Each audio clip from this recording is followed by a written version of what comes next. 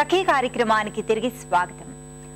రాణి చెన్నమ్మ, రాణి బేగం హజరత్ మహల్, ఆ తర్వాత రాణి జిందాన్ కౌర్, రాణి తాసేబామ, తపస్విని మహారాణి వంటి అనేక మంది రాణులు తమ సైన్యానికి నాయకత్వం వహించి బ్రిటిష్ వారితో పోరాడారు. ఇక రాణి లక్ష్మీబాయి గురించి తెలియని వారెవ్వరూ ఉండరు.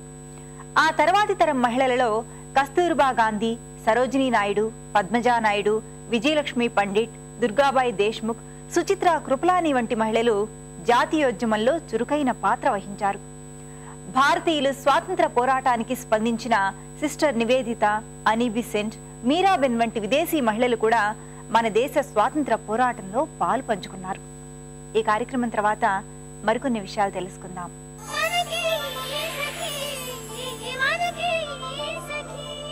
నమస్కారం.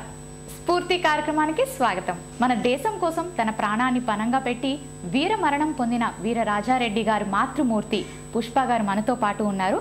ఆమె ఇవాల్టి మన స్ఫూర్తి సఖి. నమస్తే అండి. దేశం కోసం కన్న బిడ్డల్ని త్యాగం చేసిన మీలాంటి మాతృమూర్తులందరికీ ముందుగా పాదాభివందనం. మీ కుమారుడు ఇలాగా అంటే ఈ మిలిటరీలోకి వెళ్ళి దేశం కోసం పోరాడి మరణానికి గురయ్యారు. సో అసలు ఆయన్ని ఇలాంటి అంటే యుద్ధాలకి పంపించాలి అంటే తల్లికి ఫస్ట్ చాలా ధైర్యం ఉండాలి. మరి మీరు ఎలాగా అసలు అతను ఎలా తయారు చేశారు? అంటే మాకు మొదటి నుంచి ఆ ఉద్దేశం ఏం లేకుండే దాంట్లోకి వెళ్ళాలని. వాడు ఇంజనీరింగ్లో సీట్ వచ్చినా కానీ నేను ఐఐటికి ప్రిపేర్ అవుతా అని చెప్పి ఐఐటిలో ఒక 6 months కోచింగ్ తీసుకున్నాడు. తర్వాత ఎవరో ఫ్రెండ్ చెప్పిండంటే ఇట్లా ఎన్డీఏకి రాస్తే బాగుంటుంది అని చెప్పి అంటే అప్పుడు ఫామ్ ఆ ఫ్రెండ్ దగ్గర తీసుకొని వచ్చి రాసిన తర్వాత సెలెక్ట్ అయ్యిండు, పాస్ అయిన తర్వాత అప్పుడు చెప్పిండు మాకు మిలిటరీ ఇట్లా దానికి ఎంట్రన్స్కి అదే వెళ్ళిన మమ్మీ ఇట్లా వెళ్తాను అని అంటే అప్పుడు సర్లే మేము అనుకున్నాము. అక్కడ అలహాబాద్కి వెళ్ళిండు, సెలెక్ట్ అవుతాడా లేదా అని అనుకొని మేము పంపించినాం. పంపించిన తర్వాత ఆయనకు బాగా ఇంట్రెస్ట్ ఉండే దాంట్లో వెళ్ళాలని. తర్వాత ఫ్రెండ్కు ఎవరికి రాలేదు, వీడికి దాంట్లో వచ్చింది. ఈయన ఒకరే సెలెక్ట్ అయ్యాడు. తర్వాత ఇంకా నేను వెళ్తాను మమ్మీ అని చెప్పి ఆయన ఇంట్రెస్ట్తో వెళ్ళిండు. తల్లి అంటే విద్యాబుద్ధులన్నీ చిన్నప్పటి నుంచి నేర్పిస్తుంది. ఎలా ఉండాలి, ఎలా చదువుకోవాలి, మనం ఎలాంటి బిహేవియర్ రేపొద్దున ఫ్యూచర్లో ఉండాలి మనకి అన్నది తల్లే నేర్పిస్తుంది. సో మరి ఆయన దేశం కోసం ప్రాణాలను అర్పించారు అంటే ఆయన ఒక మహా వ్యక్తి. అంత గొప్ప వ్యక్తికి మీరు తల్లి కాబట్టి మీరు చిన్నప్పటి నుంచి ఆయన్ని ఎలా బోధించేవారు? నీతి కానీ ఒక బుద్ధి గురించి కానీ విద్య కానీ ఎలా బోధించేవారు? అంటే ఆయనకు మేము అంటే పేరు పెట్టే దాంట్లోనే ఉన్నట్టుంది. వీరరాజారెడ్డి అని పేరు పెట్టాం కదా, దాన్ని సార్థకంగా వీరుడే.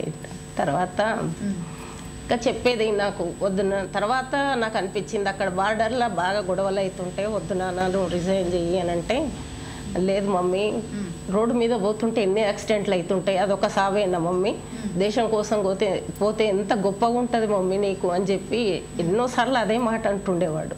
కాకుంటే నాకు తల్లిగా బాధ అవుతుండేది కానీ వినకపోయేది. మీరేం బాధపడకూడదు, వీరుని కన్నారు మీరు. మా వారి ప్రోత్సాహమే ఎక్కువ ఉంది దాంట్లో.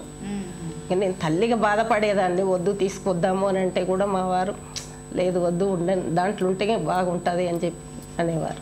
అంటే ప్రతి ఒక్క తల్లి కూడాని నా కొడుకు ఇంజనీర్ అవ్వాలి, డాక్టర్ అవ్వాలి అనుకుంటారు. కానీ దేశం కోసం ఇలా పోరాడాలి అంటే మిలిటరీలో కానీ వీటిలో వెళ్ళే వాళ్ళందరికీ రేపు ఉంటుందా లేదా అన్నది తెలీదు. ఎందుకంటే ఏ నిమిషమైనా ఏదైనా జరగచ్చు. సో వాళ్ళు ముందుగా ప్రిపేర్ అయి ఉండాలి, వాళ్ళ ఫ్యామిలీస్ తల్లిదండ్రులు కూడా ప్రిపేర్ అయి ఉండాలి కదా పంపించే ముందు. సో మీరు ఆయనకి ఎలాంటి అంటే ఎలా సపోర్ట్ చేసేవాళ్ళు? ఆయన ఇలాంటి డెసిషన్ తీసుకుంటే ఎక్కువ మా వారు సపోర్ట్ బాగుంది. తర్వాత వాడు అక్కడ సెలెక్ట్ అయ్యి వచ్చిన తర్వాత వాడు ఏంటంటే ఇట్లా చెస్ట్ దగ్గర ఫ్యాట్ ఉందని అన్ఫిట్ అని అన్నారు. అయితే దానికి కూడా వాడు ఆపరేషన్ చేయించుకున్నాడు అన్నట్టు. చెస్ట్ ఫ్యాట్ ఉందని చెప్పి చేయించుకొని తర్వాత బాధ అవుతుందా అని అంటే ఏం కాదు మమ్మీ, నాకు ఎన్ని బాంబులు వచ్చి పడ్డా నాకు ఇంత ఏం కాదు అని చెప్పి అప్పుడు ఆ మాట అన్నాడు హాస్పిటల్లో అని. తర్వాత వానికి బాగా ఇంట్రెస్ట్ ఉండే మా వారు కూడా దానికి తయారు చేసిండ్రు. దాంట్లో ఎట్లా చిన్నప్పటి నుంచి పిల్లల్లో ఏంటంటే మనం ఇంట్లో తరచూ చూస్తూ ఉంటాం, ఒకళ్ళు క్రికెట్ ఇష్టపడతారు, ఒకళ్ళు పలానా ఇంకేదో కంప్యూటర్ని చూసి అట్రాక్ట్ అవుతూ ఉంటారు. కానీ మీ అబ్బాయి చిన్నప్పటి నుంచి దేన్ని చూసి ఎక్కువ ఇంట్రెస్ట్ చూపించేవాడు, అంటే ఎలా ఉండాలి అనుకునేవాడు ఫ్యూచర్లో? చిన్నప్పుడు ఒక పోలీస్ డ్రెస్ తెచ్చేసినాం అన్నట్టు, అది కొనుక్కొచ్చి ముద్దుకు సంతోషానికి వేసినాము.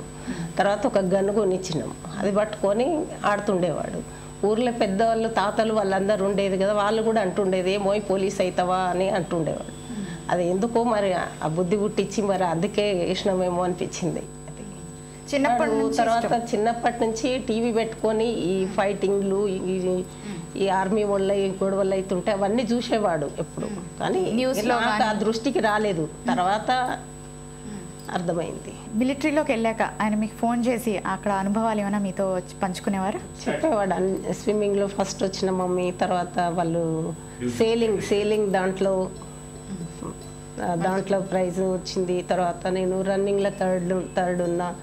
ఇవన్నీ చెప్పేవాడు. వాడన్నీ సంతోషంగా చెప్పేవాడు. అన్నీ మిలిటరీలో జాయిన్ అయ్యాకనే ఇవన్నీ చెప్పేవాడు. ఈ మిలిటరీలో పనిచేసేవారు కదా మీ అబ్బాయి, దేశం గురించి ఎంతో ఆలోచించేవారు. ఆయన ఆలోచనలో ఎలా ఉండేవి? అంటే దేశం గురించి ఏమైనా ఆలోచించేవారు ఆయన? ఏమని ఇప్పుడు ఎంతసేపు వీళ్ళంతా మేమంతా అక్కడ బార్డర్లు ఉండి ఇంత కష్టపడుతున్నాం మమ్మీ, వీళ్ళేమో ఇక్కడ ఉండి మంచిగా ఎంజాయ్ చేస్తున్నారు. రాజకీయ నాయకులేంది, తర్వాత ఈ బిజినెస్లని ఇవన్నీ వీళ్ళేమో మంచిగా ఎంజాయ్ చేస్తున్నారు. అక్కడ కష్టాలు ఎవరు చూస్తారు? ఎండనక వాననక మేము చాలా బార్డర్లు ఉండి భయంగా రోజుకొక భయంగా. ఇప్పుడున్న మనిషి కాసేపటికి ఉండడు మమ్మీ, అట్లా చెప్పేవాడు. తర్వాత ఎప్పుడో ఒకసారి తొందరగా ఈ కాశ్మీరు పాకిస్తాన్ ఈ గొడవల కంటే ఒక్కసారి యుద్ధం అయితే బాగుండేది మమ్మీ, యుద్ధం చేయాలి, అసలు చేసి ఏదో ఒకటి తేల్చుకుంటే బాగుంటుందని ఆవేశంగా చెప్పేవాడు. ఎప్పుడు అంతకుముందు అయినా ఎప్పుడు టెన్షన్. వాడు వెళ్ళినప్పటి నుంచి బార్డర్లని ఎలక్షన్లని కొన్ని రోజులు యుద్ధం అవుతుందని కొన్ని రోజులు వాడు వెళ్ళినప్పటి నుంచి బార్డర్లోనే పెట్టిండ్రు వాడిని. తర్వాత ఎప్పుడు టెన్షన్ అవుతుండేదాన్ని. నేను ఎంత తల్లిని కదా, ఎంతైనా బాధ అవుతుంది. రోజు ఫోన్ చేసేదాన్ని, ఎట్లా ఉందిరా వద్దురా. ఇక్కడికి వచ్చినప్పుడు కూడా చెప్పిన నేను రిజైన్ చేయనా, నా డాడీ అనవసరంగా పంపించింది నిన్ను అని అంటే, లేదు మమ్మీ నేను ఇప్పుడే మంచిగా ఉన్నా, దాంట్లోకి పోయిన తర్వాతనే మంచిగా అయినా, నేను ఇప్పుడే మంచి పని చేసినాను, డాడీ మంచి పని చేసిండు. తర్వాత అట్లా కాదు మమ్మీ, రోడ్డు మీద వెళ్తుంటే ఎంతమంది యాక్సిడెంట్ అయి చనిపోతలేరు, తర్వాత దేశం కోసం పోతే ఎంత గొప్పగా ఉంటుంది మమ్మీ అని ఎప్పుడు ఇదే మాట చెప్తుండేవాడు. అదొకటి. తర్వాత వాడు చనిపోయే ముందు రోజు కూడా ఫోన్ చేసిన, ఈ రోజు చేసిన అదే టైంకి తెల్లారి ఇన్సిడెంట్ జరిగింది. నేను ఎట్లున్నవరా ఏంది అని అంటే, ఏం లేదు మమ్మీ అని గబగబా పరిగెత్తుకొచ్చి ఫోన్ దగ్గరకు వచ్చి మాట్లాడండి. ఎందుకంటే అంత టెన్షన్గా ఉన్నవి ఏంది, రోజు అప్పుడు ఆ మధ్య బాగా చనిపోతున్నారు. నాకు భయం వేసి ఫోన్ చేస్తే, ఏం లేదు మమ్మీ నాకేం కాదు, ఎంతసేపు నాకేం కాదు అనేవాడు. తమ కుమారుల్ని దేశం కోసం సేవ చేయాలి అనుకునే మాతృమూర్తులకి మీరేం చెప్పాలనుకుంటున్నారు? అంటే నాకు కొడుకు లేడనే బాధ ఒకటి ఉంది, కానీ దేశం కోసం పోయిండని గొప్పగా నేను ఫీల్ అవుతున్నానండి.